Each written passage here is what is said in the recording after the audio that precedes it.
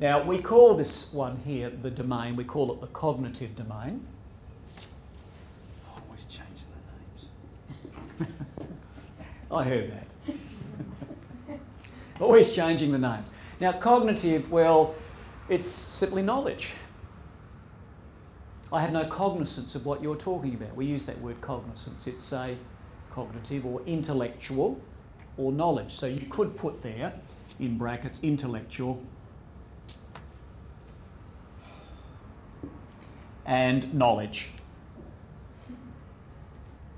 So it's theory. So you're predominantly going to be in the theory domain.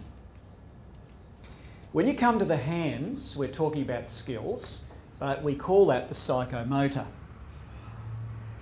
Now always get this PS. Psycho. You all know what psycho is? Motor. So we're talking about transferring from mind into hands, get the psychomotor skills.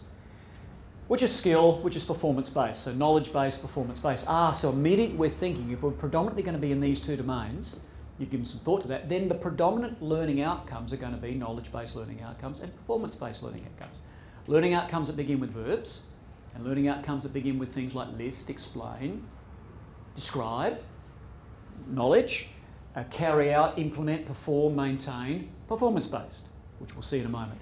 Now, when we come down to this domain, this is called the not effective, but affective. And here we're talking about how it affects me.